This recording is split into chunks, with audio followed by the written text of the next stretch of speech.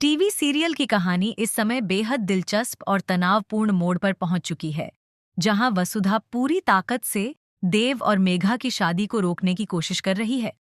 उसे पक्का यकीन है कि मेघा कोई साधारण लड़की नहीं है, बल्कि एक बहुत बड़ी साजिश के तहत चौहान परिवार को बर्बाद करने आई है।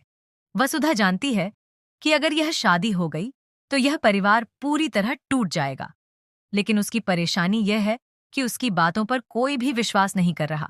सबसे बड़ा झटका उसे तब लगता है जब उसकी अपनी माँ समान चंद्रिका मेघा पर आंख मूंदकर भरोसा करने लगती है और वसुधा की हर बात को झूठ समझती है। चंद्रिका अब वसुधा को ही ताने देने लगी है और उसे इस घर की शांति भंग करने वाली मानती है। इतना ही नहीं, वसुधा के अपने पिता भी उसका साथ छोड़ चुके हैं। वह लगातार उसे कह रहे हैं कि वह किसी काम की नहीं रही और अब उसे इस घर से चले जाना चाहिए। इस सब के चलते वसुधा पूरी तरह से टूट चुकी है और खुद को व्यर्थ मानने लगी है।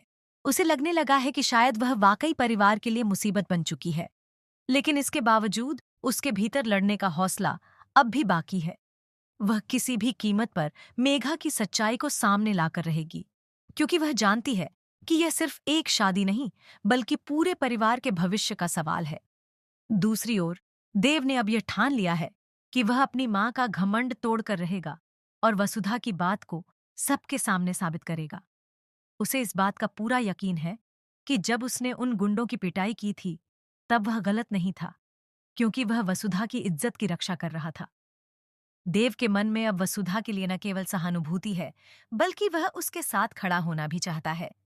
हालांकि मेघा की चालें इतनी गहरी हैं कि अभी तक कोई ठोस सबूत उसके खिलाफ नहीं मिल पाया है।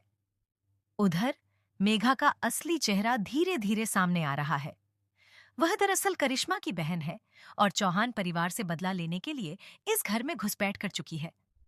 वह करिश्मा के इशारे पर काम कर रही है, जो चाहती है कि वसुधा सबसे पहले मारी जाए, क्योंकि जब तक वह जिंदा है, चौहान परिवार सुरक्षित है।